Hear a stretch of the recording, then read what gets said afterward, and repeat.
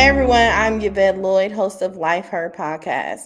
I am honored to welcome you to Telesa Wright. She's a powerhouse whose influence bridges businesses, healing, and also empowerment. She's a luxury certified real estate broker, elevation coach, motivational speaker, and award winning author who has also built a multi state real estate brand throughout her amazing real estate company. Beyond her success, Telesa has also been an author for three transformational books, including her latest book, Look Back for What, which is also birthed as a Patio Conversations. And we all love a good conversation. And also, she is a movement of creating a safe space for women to heal and rise together. She is also an amazing founder of LIT, Ladies in Training, guiding young girls. I apologize. And she also is confident, teaching them confidence and also etiquette. You guys, I would like to welcome you to Lisa Wright. Hey, how are you? Hey, I'm well. How are you? I'm doing good. I Good. am so happy to have you. I was looking at everything that you are doing, and it's so inspiring. I'm really Girl, it sounds like a lot when I'm like, oh my gosh, no wonder I need a nap. Yes. And you know what's so crazy? At first, when I did it, I'm like, I gotta shorten this because this girl is doing a lot, and I still had more. I was like, we need to know all of this. Yeah, it's a lot. It's a lot. Gosh, oh my gosh. And it's so crazy because it's like when people are telling me what I'm doing, then I think to myself, crazy enough, sometimes I feel like I'm not doing enough. And it's like, girl, You're doing it all. You're doing it all. God is making a way for you to give all your fruits and labor to his children, okay? oh girl, he's so good to me. And so listen, you say God and I almost just go into another zone, but yeah, it's all God and it's all good. So hmm thank you. So your journey spans, of course, with real estate coaching, writing, and ministry of healing. What was the pivotal moment that set you to this path? Honestly, I wish I had like some amazing story to how I ended up here and there, but it literally with everything that I do is like God opened the door for me. Situational, something happens like real estate.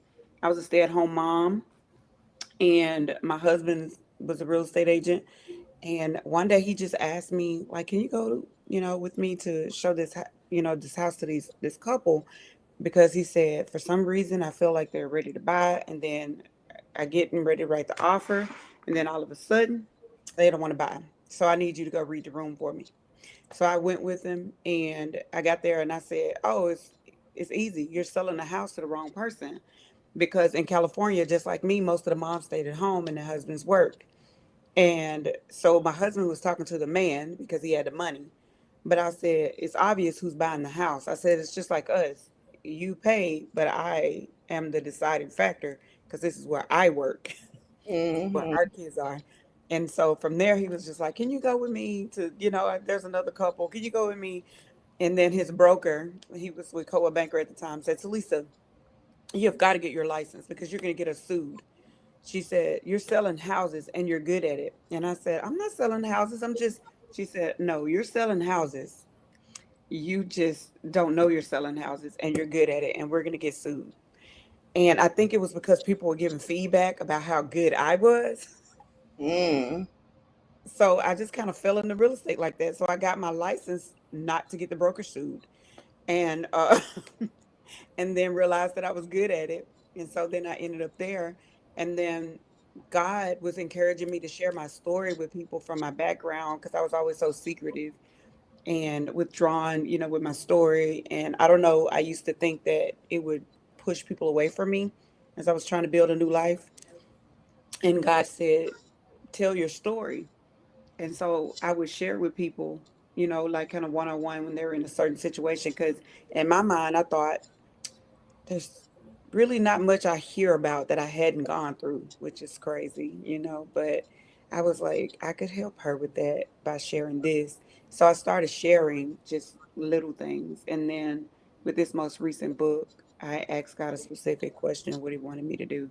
And he said, tell your story. And I said, I've been telling my story. He said, no, tell your story. Tell all of it. Because I was telling it in pieces, telling the parts that made me comfortable, the parts that I felt like people would be most comfortable with, in my testimony. So I really can't say I did anything magical. All I can say is that God opened doors and I walked through them. Wow, that Yeah. is inspiring. It really is. So, to ask you this, what is one of the uncomfortable moments of your story that you find it hard for you to talk about, but most likely is quite inspiring to for you to help someone else in the same predicament? I think I would say relational. Um, I just started really telling people, like a lot of people, that I got married in 4 months. But the story behind it is the most amazing thing. Because as I got older, I started thinking people gonna think you crazy for saying stuff like that. But as of today, 19 years ago, I got on a flight, a one-way flight with no money. I had never flown because I was certified claustrophobic. Um, I didn't know where I was going. I literally prayed. I prayed a prayer first and I said, God, I'm done because I was suicidal. That's another thing that I used to be so uncomfortable sharing. I was suicidal and I was just so over it. I was like, God, there's got to be more to you. And there's got to be more to life than this. I'm going home. I'm a single mom. I literally probably cried myself to sleep every night. I worked so hard. And then I had all this high energy. So nobody could tell that I was probably one of the most depressed people ever. But I made people laugh. I danced on top of tables. And I was just, just so full of energy. So nobody knew how sad, broken, and busted I was. And I just kept it to myself. But I prayed and I asked God to, I said, if there's got to be more to life than this. If there's got to be. If this is it, then this is it for me because I don't know how to continue to live. It was just so much pain, so much pressure, and so much of nothing. And so today, 19 years ago, I believe that God had told me to go to California. And that was like one of the scariest things I've ever done. I had every excuse under the sun not to go, but God was removing those things out of my way little by little. I mean, even to the point where I was like, I believe in respecting the laws of the land, and I had a lease in place. And I just didn't think that God would want me to break a lease because that's like breaking the rules. So I was talking to the manager over there, and I told her that I was thinking about going to California and blah blah blah because this would be after, because that delayed obedience after my lease was up. This is what I was thinking I was doing. She said, why don't you go now? I said, because I'm in a lease. She said, baby, when God tells you to do something, you do it. You don't let the lease, you don't let nothing get in your way. And she said, I will release you from the lease. Aw. So she released me from my lease. I got on that plane with no money, not knowing where I was going to go, based on a dream from God and a word that I thought I heard. And I looked at the map, closed my eyes, and I pushed my finger down and I said, okay, I'm going to Lax, California, LAX. But Wow. I'd never flown. I had never been anywhere. Certified claustrophobia from abuse as a child. So I'd never flown. So I didn't know anything about California. That's why it's a big state. So that's why I put my finger on something and it landed on LAX, but I thought that was Lex. So Wow, that is amazing. So no, and look back for what you share your deeply personal lessons. What was the hardest chapter to write and what healing did it bring to you? oh gosh. I think me writing about intimacy, which is one of the things that I really thought I was real good at being intimate, but really I was good at having sex. And Mm. so it's when I got married that I realized that I had intimacy issues, I had trust issues, I had rejection issues, and I had an amazing husband, have an amazing husband, which I met in California. That's what I was going to tell you. Crazy enough, God sent me across that water and met my husband the next day. So we've been married for 19 years now. But he was so gentle with me and so kind and patient with me. But it was really hard for me to talk about the abuse.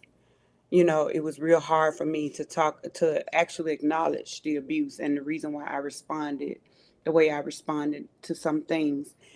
Say, for instance, I talk about this one particular issue where my husband walked up behind me and I was washing dishes and he touched me and I just started screaming and yelling at him and he was like, "What happened?" And I really didn't know. I just told him, "You made me mad." And he said, "I see that, but I'm trying to figure out what did I do to make you mad?" And then the more searching I did, I realized he just caught me off guard and I went back to being a child who couldn't defend herself. And he didn't have permission to touch me. And so it triggered me and I just felt out of control. And I just, I had a meltdown. So I realized, over the years that I had intimacy issues. I didn't know how to let somebody in. I didn't know how to be close. I didn't know how to do any of those things. And um, so me talking about sexual abuse, I think was one of the hardest things. But then I'm doing it again. I'm just gonna be honest. I'm doing it again because I feel like I'll start crying if I talk about the hardest thing I wrote about in my book. But that's the question you asked. So guess what? Teresa's gonna be honest. So my brother, who I raised, raped my daughter, and I wrote about that because there were so many layers to that I had to overcome because one, my brother had been at my house because I felt like he should have been at my mom's house because that was her child, but she wouldn't let him live there, so I couldn't let him be on the street, and I begged her to take him. So there was that issue where I blame my mom for not having her own kids in her space, which I had an issue with that forever because I raised kids my whole life, my siblings, help with them. So I had those issues. So quite honestly, I blamed her because I felt like they shouldn't have been in my house. Then I felt betrayed because my brother, how could you? After everything I've done for you, and I made sure you were safe and you were like a child to me, and you come in, and I had spent my entire life protecting my kids from outside, wouldn't let them spend a night anywhere. Didn't, I just did the absolute most trying to keep them from going through what I went through, and then you coming into my house and you violate me in my house. So I talk in the book about having to forgive my brother, having to forgive my mom, having to forgive myself, which is the biggest challenge. That was the biggest thing because I also blamed me for not seeing it, not knowing it, but it was the generational curse. So that was the toughest topic I think that I covered in there that I had to overcome and how I overcame it. And it wasn't like a one day decision, it was a process. Wow. I'm sorry to hear that.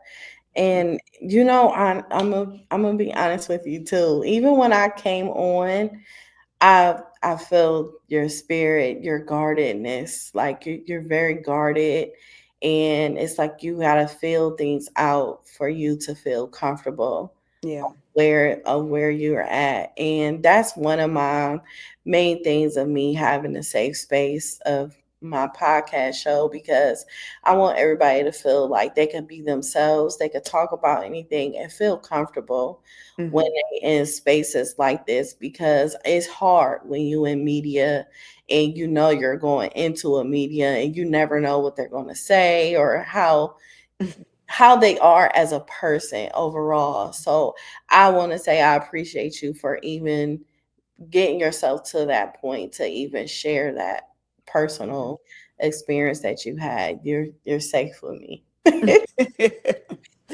Thank you. But yeah, you pegged me. It's something that's why I tell people like you can be healed and healing at the same time. You don't have to be one. It could be both. And that's me. I'm healed and healing. And that's one of my biggest struggles is trust. And so I have to be intentional and then remind myself you're doing it again, which Mm. is what I thought to myself, T, you're doing it again. Answer the first question. It's okay. It's okay. It's natural to be that way. And sometimes like the way things are now today, you have to be that way because you don't know what you're running into or who you speak into and how Right. they're going to translate that in later in life, turn it against you. Yes. It's really, really hard because I'm like that myself. And it creates you to be an introvert.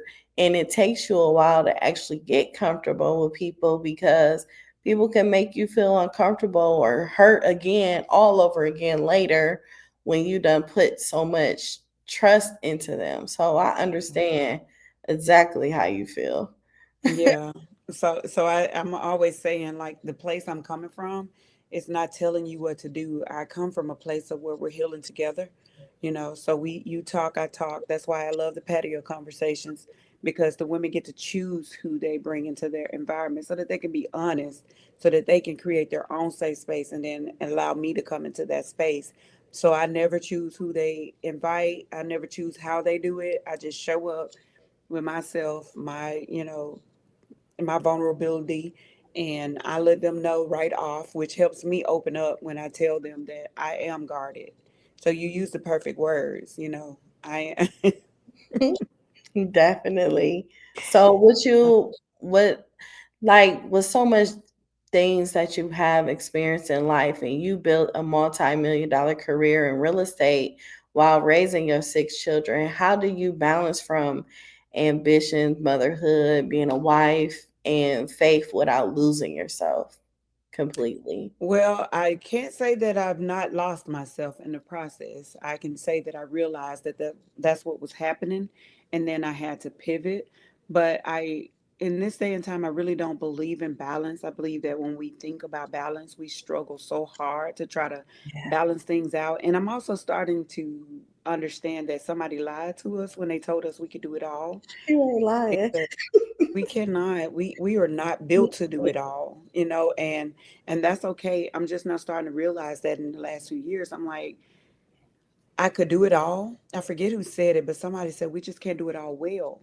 And Mm. so I took a page from my husband's book, and he said, babe, it's never about balance, it's all about dancing. He said, so some seasons you're going to dance with the kids more because, kids got the sports and stuff like that. You're going to be contributing more there. And then some days you'll be contributing more to work, and sometimes you'll be contributing more to our marriage. You deal with things as they come. I try to prioritize my children, which is one of the reasons why I chose the career that I chose. It's because it gives me the flexibility so that I don't have to miss things. So they are my priority. I make sure I'm at games, I'm at, award ceremonies. I'm not we demonize people that make money because we're like, oh, you should abandon everything, but it's not necessarily true. The actually money gives you freedom to be able to do the things that's more important to you. When you see people that spend all of their time with money, it's because of their priorities. It's not because they don't have a choice. So I don't necessarily look at it like balance. I just look at it like I pay attention to the thing that needs to be paid more attention to in that season. And so right now, my children are adults. I got my baby is 14, and he barely even has anything to say to me other than something that costs money, or something that requires a parent. So I have to have intentional conversation with him, so he doesn't need me as much, is what I'm saying. He goes to his older brother, who is also driving and doing everything that we can do. So I'll say, do you want me to take you here? It's like, oh, is it okay if Isaiah takes me? So he'd rather his brother take him where he needs to go, so I don't have to spend as much time with my kids, as I used to. Now I spend more time with this because real estate is what I do for a living. Empowerment is what I live to do. And so I know I can't just sell real estate without this portion of it, because then I lose myself. This is Wow. how I remain true to myself. Wow. So, as far as you being a co-owner of Bespoke Realty, you've built a brand that's known intentionally. What does the intentional business look like to you? Well, intentional, like my office, for instance, we don't have on some brokers' websites, you can put your license with them without even interviewing.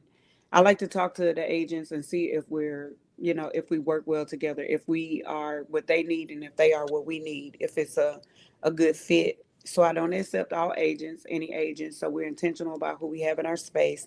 And then with our clients, we don't treat them like everybody is the same, everybody's needs are the same. So questionnaires, we want to know what works best for you, and what your goals are. Are you looking for a home that is going to be your last stop? Are you looking for a home for the next 3 to 5 years? So we customize and tailor our services to our clients. So we're very intentional about how we do business, who we do business with. And even if it's a client that we feel like we can't meet their needs, we have no problem referring them off so that they can be with somebody that, you know, is more beneficial to them. So we consider the client, and we always put people before profits.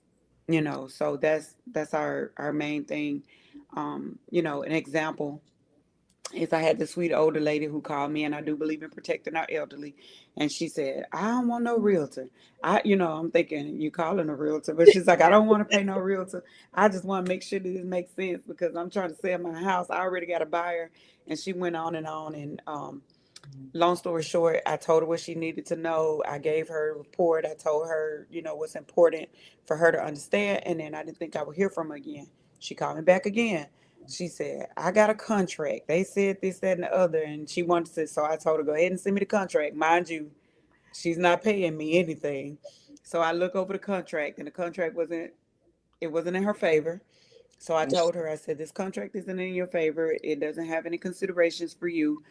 I don't even think an attorney would take it. So we went over there and I explained the terms to her. So anyway, long story short, I ended up telling her, you know what? I know you don't want to pay a realtor. That's okay. I'm going to prepare the contract for you so it's in your favor. I'm not your representation. I'm just creating this contract for you so that you can have something to take to an attorney. As a matter of fact, I'm going to refer you to a reputable attorney here that I utilize, and I'm going to let them know that you're coming. So I did all that. And then the last time she called me, she said, I want to pay you to represent me. What's hilarious about this is that I already did all the work. She could have, and she said, because I trust you to take care of me. And I appreciated that because she did have the money. She just didn't want to pay a realtor, but I didn't want to put her out there like that for her to be taken advantage of. And I don't think the person on the other side was attempting to take advantage of them. I just think they were not knowledgeable as well. So anyway, I put her before the profits because I didn't want to send her out there. So I think that that's what sets us apart. God always blesses our business. And that came around a lot quicker than I expected. I said, because God will bless me another way. But she ended up paying me. So, and then send me a bonus. Yeah, I know that's right. That's such a blessing, though, especially when you say protecting your elders, Oh, you yeah. know, and that's where a lot of our blessings come from. Yes. Yes. Children and elders. I really believe Yes. that. Me too. Yes, I do too. So what challenges have you faced as a Black woman leader in real estate, and how have you turned those challenges into strength? I'm trying to be mindful of the way I say this. I think that being a woman is one story. Being a black woman is another story. Being a black woman in Mississippi is a whole nother story. So my biggest challenges have just been selling real estate while black in Mississippi. I'm just being honest because if you're a realtor, it's fine. If you are doing a lot of business, it's fine. But when you attempt to own, it's a whole nother story. So I've had to develop tough skin, which has been good for me because we've had attempts to close our brokerage for, reasons that, I won't even go into. But those have been the challenges. And then honestly, our own people sometimes they struggle with having a black woman as their authority, you know. And Yes. so I'm just trying to be mindful of the way I say things. But that really, for the most part, that has been my struggle is attempting to own versus just be successful, because it's a difference. You can be a real estate agent, you can be a realtor and be successful in real estate, and you can be a broker and be successful and that be fine. But to be a broker owner it's a whole nother level and a different story. So I feel like getting navigating through those waters have developed me as a person, and also have helped me develop tough skin in a different way, because life gave me tough skin. But I never felt like my skin was an issue until I moved here. When I was in California, I don't even think anybody noticed or cared. Are you good at what you do, or are you not? Here it was, in Mississippi, it was very noticeable for me. So I have an office in Mississippi and Tennessee, and I can still tell the difference in even Mississippi and Tennessee. But I started out in Mississippi. So business is business, but getting people to see you as a person, a professional, someone with experience, in the state overall is just a little divided. And it's not because people are bad, it's because people don't understand each other. So they would rather stay on their side of the fence versus, collaborate. So that's been kind of a challenge for me. But I navigate the waters the way I navigate them, and I've been developed in that way, like I said, to just have tough skin and just keep pushing. And it's taught me, people. I've learned a lot about people, and I don't make assumptions, so I don't assume that somebody mean is racist. You know what I mean? Yeah. Sometimes they're just mean. They don't care what color you are. Uh, Yes. so, emotional intelligence is something that I ended up being very, very conscious about and learning and developing in that area, because you need emotional intelligence. And I didn't even consider that before. So I hope I answered that question. You did perfectly. Okay. Especially like the part is like people just being naturally mean and just you developing so much well, strengthening your discernment to actually know someone and know something, especially without them even speaking. Yeah. And like you go through so much, it's like, okay, I met one of you before. Yeah. so Exactly. so let me switch this up real quick and let me like you said, strengthen up your emotional intelligence so you're able to deal with that individual. And I don't think sometimes people don't realize on the other side of us becoming business owners, it starts to get so spiritual within you to a point God just shifts you in so many directions for you Hmm. to be able to handle his difficult children. Yes, because in real estate, you have all types of people. Like, everybody needs a house. So you think about that. This is a basic need, a home, a place to live, to lay your head. So you deal with every single personality type there is to deal with.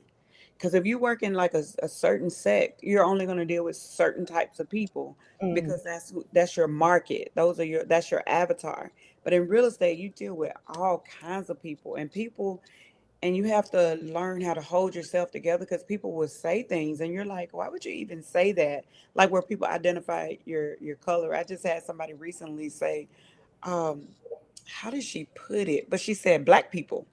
And I thought, well, that's rude, being that you're not black, you don't usually. But I thought to myself, where she's from, they don't see a lot of African Americans. So I didn't take that she was racist. I took it that she didn't understand that that wasn't okay to say in our area. So emotional intelligence, because somebody else would have said, I am not doing business with you, girl, because you don't have no respect for us. But I just said, God bless America. No, for real. Oh my God. So you serve on a board of NAM MBA. Mhm. And Namba. what does the diversity in, like, what does it look like as far as practice and not just words within the real estate and mortgage industry? Well, I do both. Like, I'm heavily involved in NAMBA and NAREB. NAREB is the National Association of Real Estate Brokers, and they were created. We're all realtors too, but before realtors, Black people were realtists, because we couldn't be a part of the National Association of Realtors. So our people created NAREB, um, for us to have something that we could call our own. So I say created for us by us. And so the whole goal of both of those organizations is to try to equal the playing grounds, because everybody should be able to own homes. And we have so many different things that works against us, like appraisal biases. We have redlining, you believe it or not, still in 21st century. And then sometimes they create these impossible qualifications for people, that it only affects the minorities. And so that's what we do with NAMBA and NAREB. We try to create opportunities. So it's not just, it's political. Once a year, we go, to the state, talk about the issues in the communities. And, we go to like the town hall meetings and stuff, and talk about the things that, because sometimes it's not on purpose. It's just that they don't recognize that what they're doing is affecting only a certain sect of people. So just providing a voice to say, well, when you do this, this is what happens. Like I called a lender not long ago because I don't usually deal in the price point of like $100,000, but this, I don't turn people away. Those, they just don't usually come to me. But I had a client who had a house, an approval at like $110,000 or something, and he was gonna buy a house. It was a minority buying from another minority, and so there were some issues with the house that the lender was requiring the seller to fix in order for the buyer to buy it. The buyer was a construction person, so they said, "Oh, I could fix that. I'm not worried about that." Well, the lender said, "Well, it has to be fixed beforehand," and the seller said, "I can't afford to fix that." And so now they can't close the loan.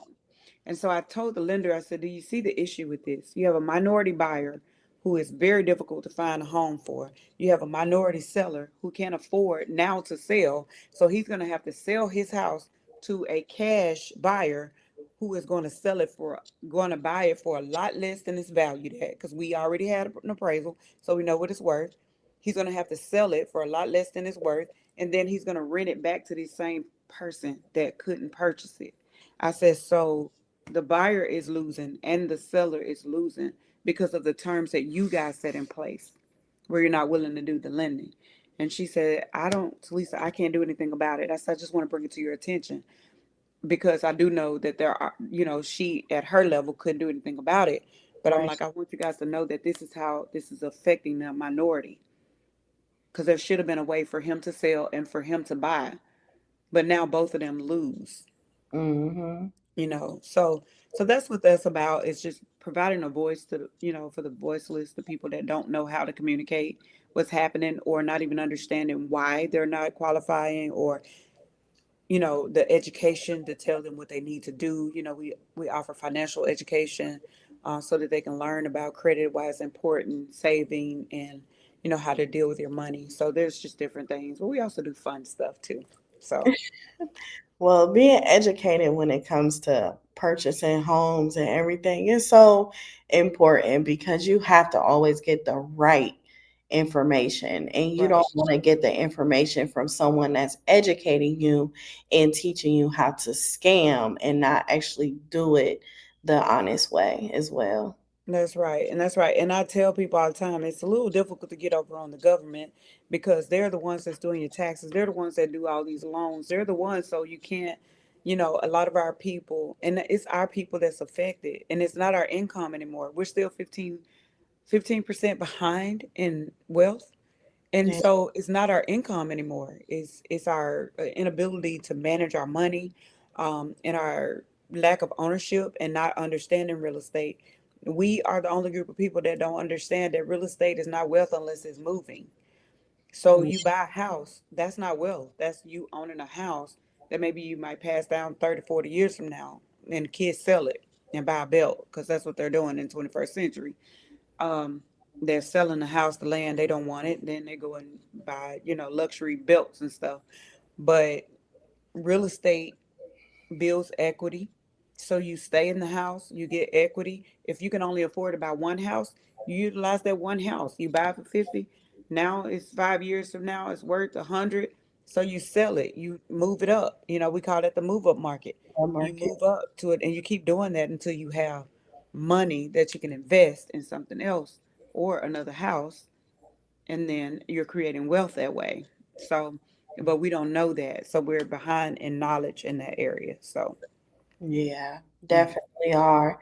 You have so much wisdom. Oh, thank you, girl. You do. So, as a certified life coach and speaker, what reoccurring struggles do you see in women and how do you help them overcome it? Well, I think women operate in a lot of fear, and I think the main thing would be relational. As I am open to any woman, but I attract black women for some reason. I think it's because I'm black. They see the melanin and they're drawn to me. So my melanated sisters have challenges because they're so gifted, but they're scared of the gift. They don't trust men because of either what they've seen, what they've heard, or what they've gone through. So they want relationships, but don't know how to overcome whatever the roadblocks are. And sometimes this is the biggest thing I notice is that we are trauma filled and don't realize that, well, this is, I feel like this because of this. It's like, I'm not saying that you don't have a reason to feel that way. All I'm saying is that that's a trauma response. I'm not saying that that didn't really happen. All I'm saying is that that's a trauma bond. Mhm. So most of our experiences and things form our mindsets and also the people we hang around and the things we listen to. And so our biggest struggle as black women is trust. Yeah. We'll say, well, I don't have no friends because I don't trust women like that. And my first question is, do you feel like you're trustworthy? Because I feel like we have to identify where this is coming from. And if you are not trustworthy, you're not going to trust anybody else because you're going to think they're going to do to you what you're doing to other women. Are you a trustworthy woman? So we'll start with that, identifying you and what you're struggling with. I can't trust a man. Why not? Sometimes we get rid of good men because we're trauma filled. If my husband had any kind of natural sense, he had God sense. Thank you, Lord Jesus. But if he had any kind of natural sense, he would have ran for the hills because I had so many trauma responses with him. Example, he called me silly one day and he was just laughing and that broke me. And I was so offended that he thought it was funny that he just called me silly. And I thought he was insulting me, and I was ready to just to leave. Like, I'm not gonna take that.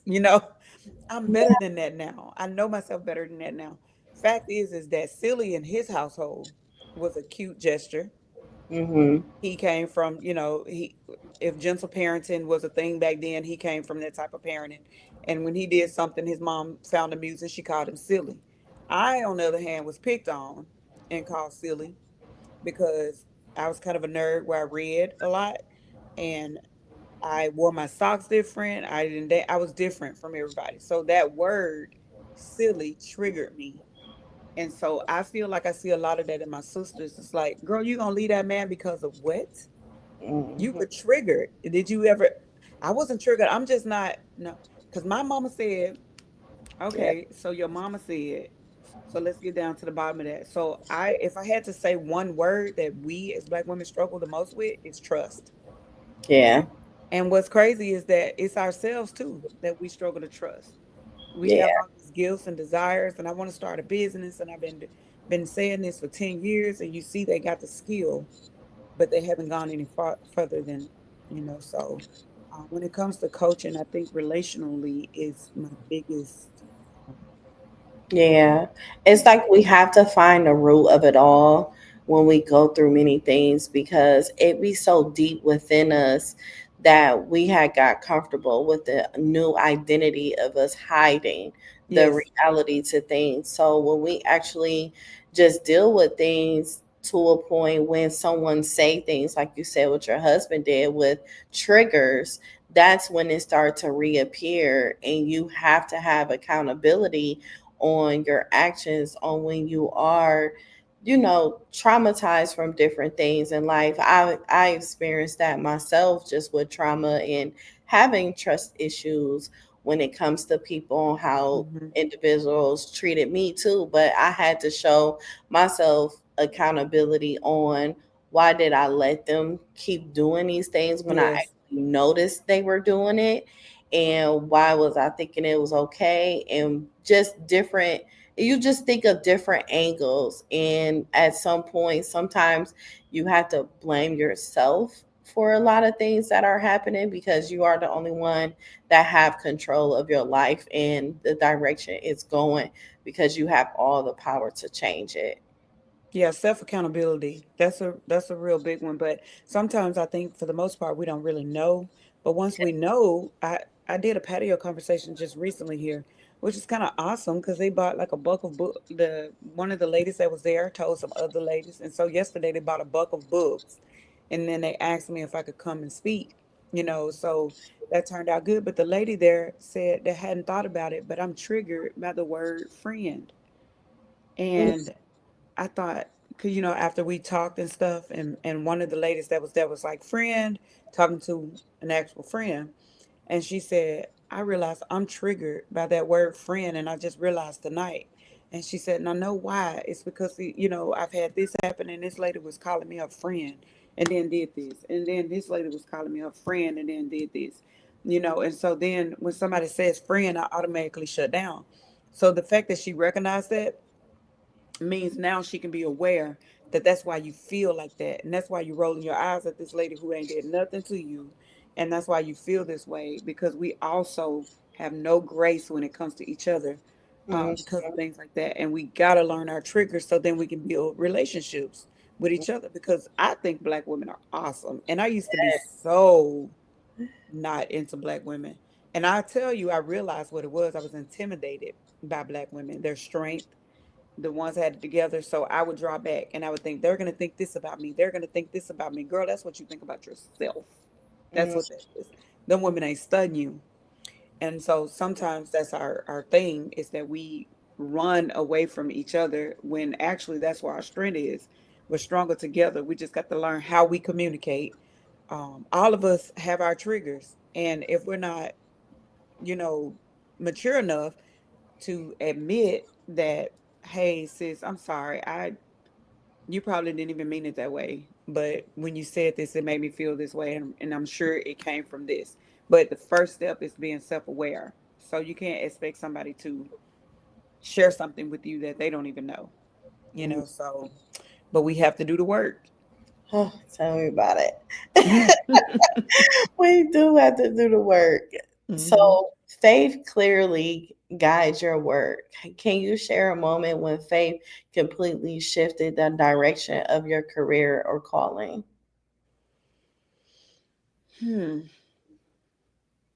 Girl, my book, I'd have to say, it was a faith move, because I've been writing that book for 9 years. Ooh, we. And the reason why is because every time I started writing it, I thought I was healed and realized I wasn't. Mm, I would start writing something and then I couldn't handle the pain of how it felt. And then I put it down for a while and I picked it up and I couldn't write. And I said, I don't even know what to write now. I don't know where to go with this. And I don't know if you believe in hearing the voice of God, yes, I do. but I went through a dry spell. And I wasn't going, because when I came from California, I was so exhausted from serving church, so exhausted from serving, that I tried to hide my gifts when I got here. Because, like, nobody expects anything, because nobody expects anything from Fanny's daughter, and this and that and the other. I left here to become great. I couldn't become great here with the people that knew everything I did wrong, and they knew who my parents were. They were, judging me based on this and that and the other. I had to go somewhere else and find myself, without all the expectations.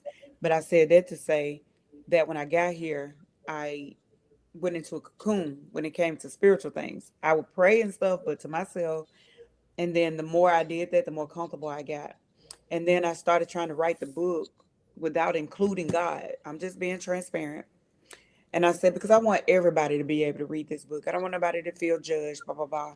And then one day I started to tell God how I couldn't complete the book. And God said, I am the author and finisher of your faith. You're trying to write a book that I am the book without me. So you don't have nothing to say without me. Mm, Everything in that book is a story of God, God's goodness, his greatness, his love, his concern, his direction. And so I became closer to God while I was writing that book, because I, number one, I had to say, forgive me. Because if anybody doesn't want to read this book, because it is a story of God, because that's what it is God did this. And Yeah.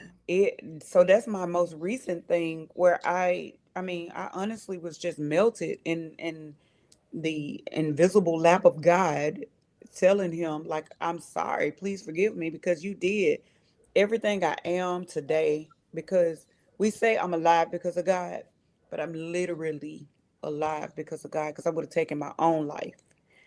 And I tried to leave God out of it because I was thinking about the people. Yeah. And, and so everything that I've done, my husband, me getting on that one way flight that didn't make any sense to anybody, because I didn't tell nobody because it was so stupid. I My husband was on the other side of fear, which was flying. My business was on the other side of fear, which, when I made a decision that this is what God is telling me, the second location, the building came to me. Mm. I just cannot even, my face in God. And then here's what's crazy, because this is an honest, safe place and a platform for honesty. I can't even say it was my faith sometimes. I believe God and I believe in Him wholly, but sometimes the pressures of life can get so heavy to where you lose faith. But then God shows up anyway, Yeah. So I call it His resume. And Winchester here is real long, so that's why we related to Winchester. God's resume in my life is longer than Winchester. So if I get to telling you how my faith has played a part in my life, I'd have to tell you about my children, my baby who would have died if it wasn't for God, my husband who I would have not met if I hadn't got on that one way flight to do what he said do, and I wouldn't be in real estate if it wasn't for my husband, which I believe God opened the door. My whole life, everything that I used to think that made me undesirable, Mm. I believe that God said, I'm going to turn your ashes into, trade your ashes for beauty. And He did that. So what people see today is just a testament of me saying to God, after I heard the prayer of Jabez, I was so inspired by that prayer. And I cried when I heard a sermon about it. And I said, God, if you can do it for Jabez, you can do it for me. So I started praying daily that prayer of Jabez. And I said, Lord, I'm not supposed to be here. I know, because my mom was 13 years old when she got pregnant with me. My dad was married, and we come from a heavily um, religious family, Pentecostal, and I knew that I wasn't supposed to be here. And I said, but oh, that you would bless me, that you would enlarge my territory. And I also told God that I'll go where other people won't go, meaning the Christians.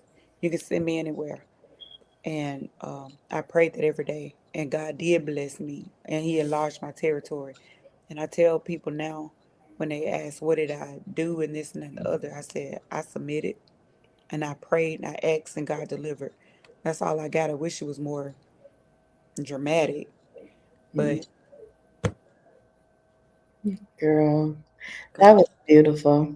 And then it's beautiful because I don't think a lot of people really understands that it's okay to not have faith at certain moments. It's okay to feel humanized to a point where everybody has their moments when they want to give up. Everybody has their moments of like, God, why? Why are you right. sending me this, and why are we going through this? And you have many whys, but it's just the fact of like, after the storm of everything happening, he just brings so much joy and peace to you.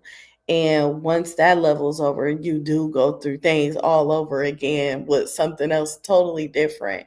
But it's like every time we experience these different things of us having this relationship with God, it always ends with an elevation.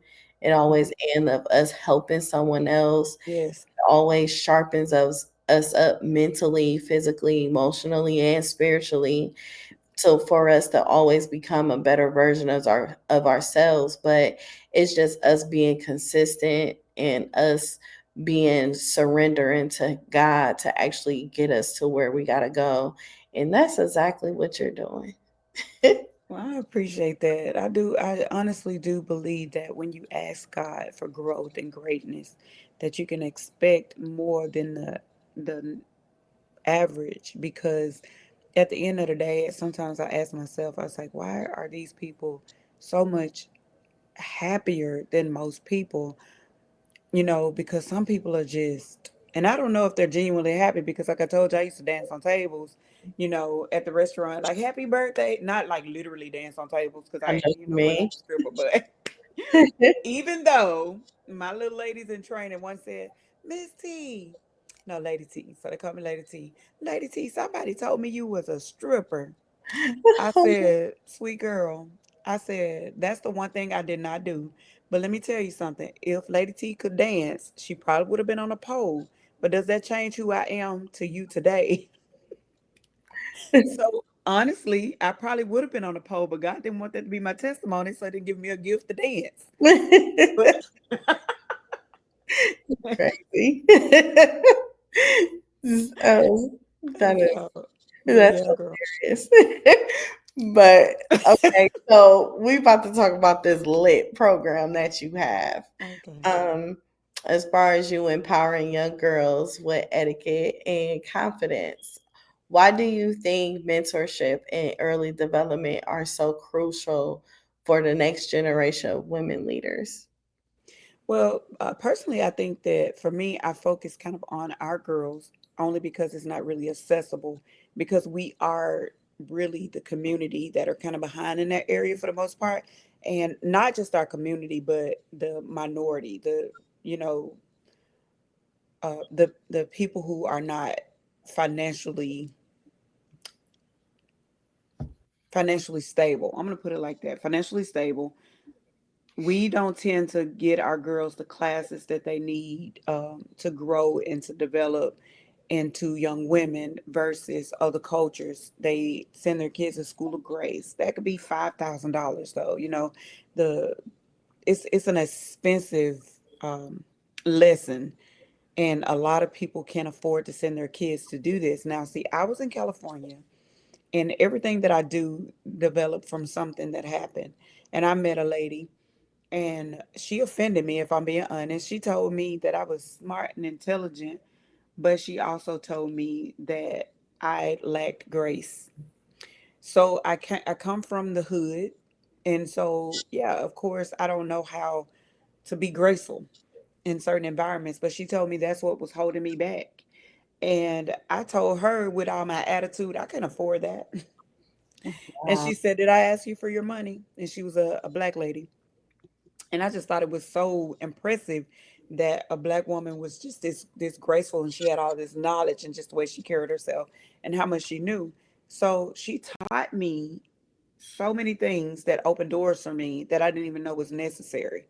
So Mm, then I realized that sometimes our girls are not held back like they think they're held back because of their race or whatever. No, it's not what you know, it's what you don't know that's holding you back. So now they end six-figure job um, interviews at a dining table, and you don't know how to properly dine, and you think that Becky got chosen over you because Becky is better or because it's your color or whatever, and you leave with your tail tucked between your legs, but actually it's because you were rude, because you didn't know what topics to speak on, because you didn't know what fork to use, you didn't know how to stay in your, I call it your place, but we should be in every room, and we should be that we want to be in, and we should be able to own the room that we're in.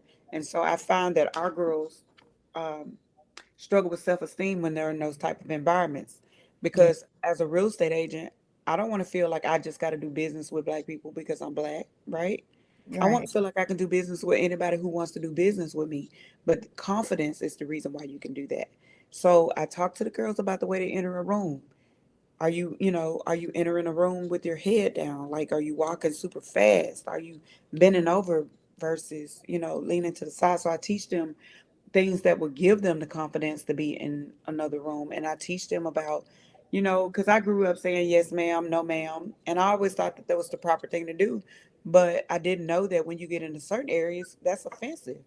Yeah. And I had to learn the hard way. People like, I'm not. your mama? Like I'm not that old. They say stuff like that. And so I taught the girls, when you leave Mississippi, I need you to say yes. And I need you to say no. And I need you not to be talking politics. I need you, so Yeah. we would have these type of conversations, and I would go into certain neighborhoods where the girls just had so much attitude. And I had to let them know, baby, listen, these streets y'all think y'all running, I created the path. So don't let these hills or any of this fool you. I've been here, done that, and I'm here for you.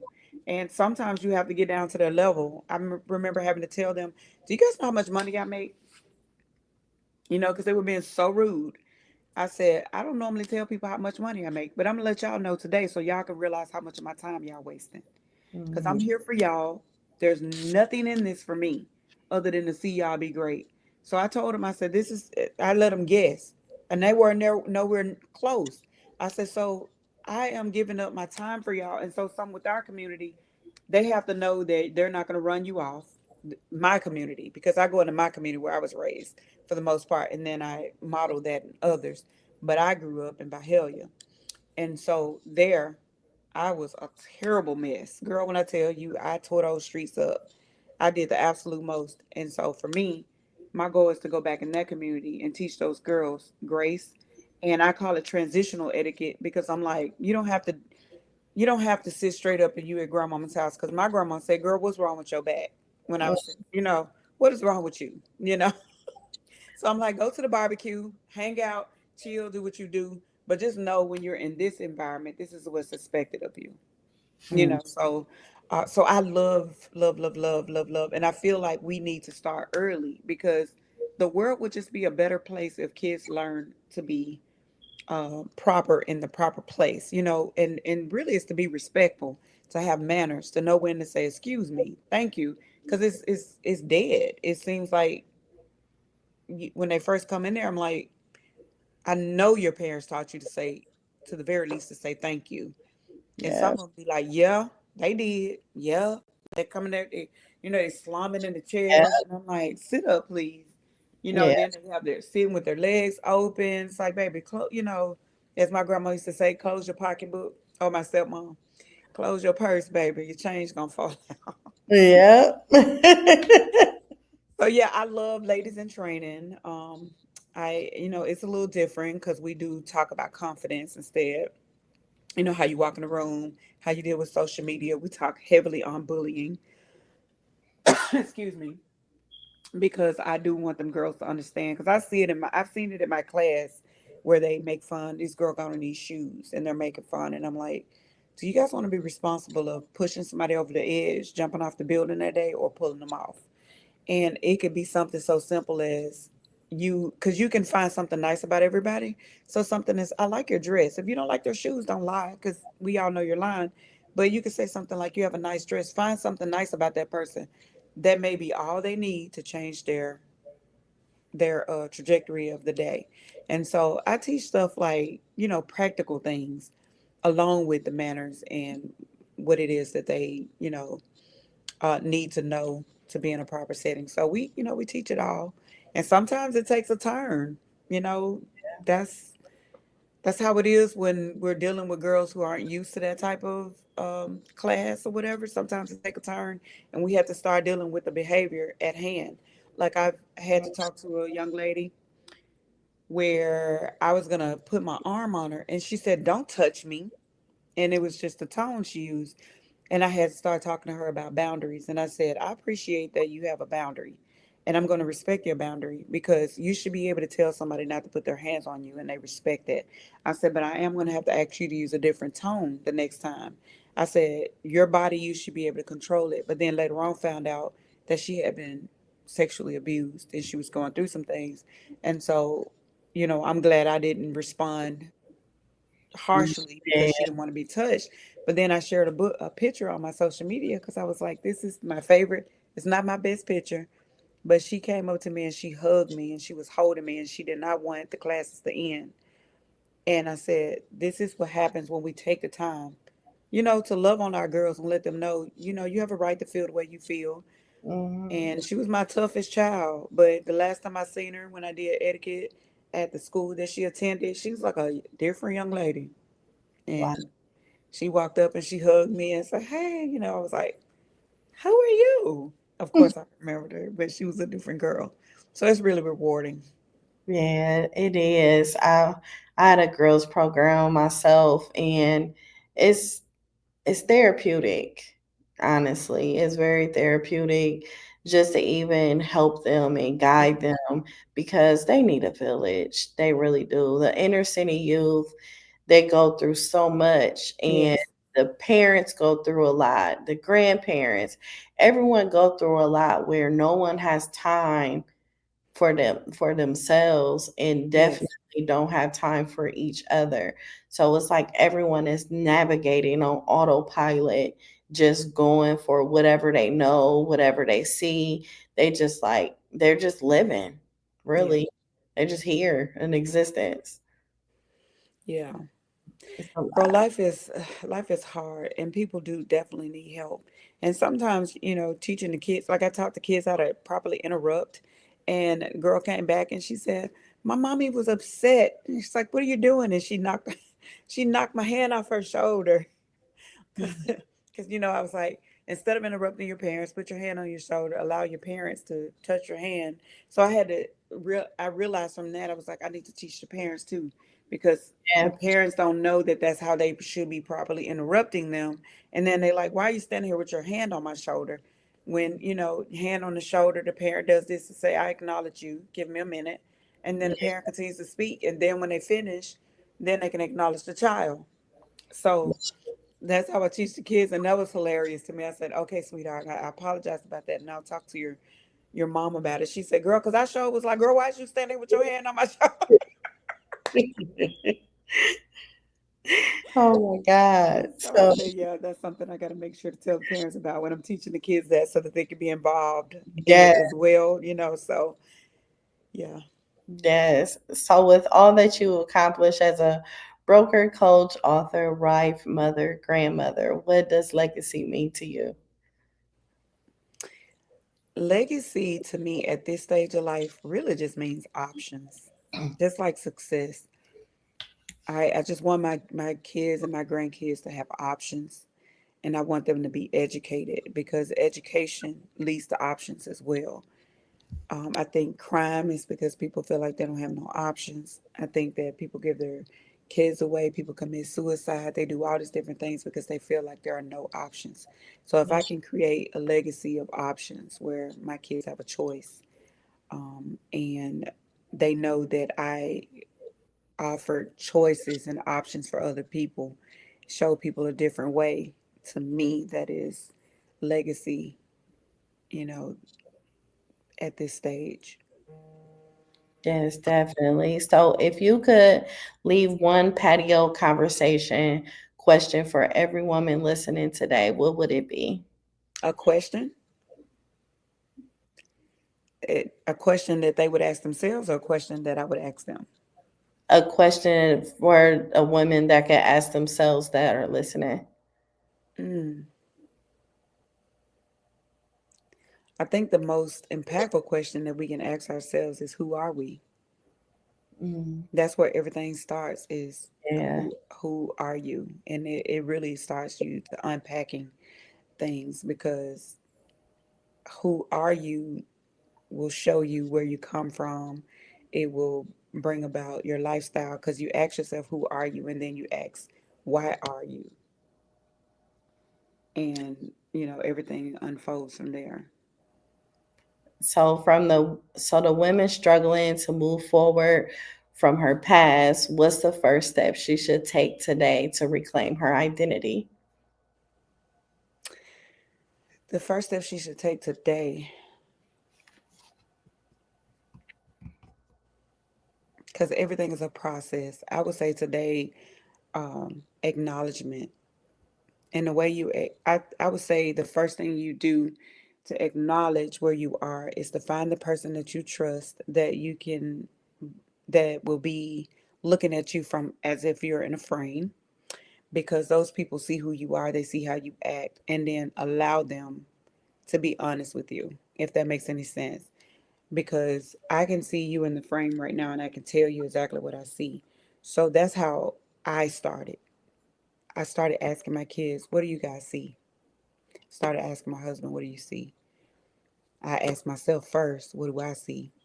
So you got to start looking at yourself first. That's how you identify what's going on, and that's how the work starts. Because without asking yourself the hard questions, you'll never get to the results that you're looking for. No, that is facing reality. That's exactly what it is. It's facing reality. You have to ask yourself, if all of my friends are saying the same thing about me, are they wrong or am I wrong? If every guy that I lose, are they the problem or am I the problem? Am I attracting this or is it just coming to me? And nine times out of 10, if we're attracting the same thing, it's because it's what something that's within us that's drawing that thing. So you're not just attracting the same type of man in a different body if it's not something in you that's drawing that same type of man. So we genuinely have to say, this is my problem. And then we have to ask ourselves, what Mhm. about me is causing this same issue? Because most of it is repetition. And I'll say this last thing about that is that we have to ask ourselves, are we in a season or are we in a cycle? I was telling somebody not long ago, because she would always say, well, this is just a season. And I told her there's a difference in seasons and cycles because seasons change. If you're constantly going through the same thing over and over and over and over and there's nothing changing, that's a cycle. The Mhm. seasons are going to change. The summer, spring, winter, fall, they're going to change. But if you're going through the same thing, it's a cycle. So we need to identify our cycles so that we can break them. And that Yes, takes consciousness to break a cycle. yes, it does.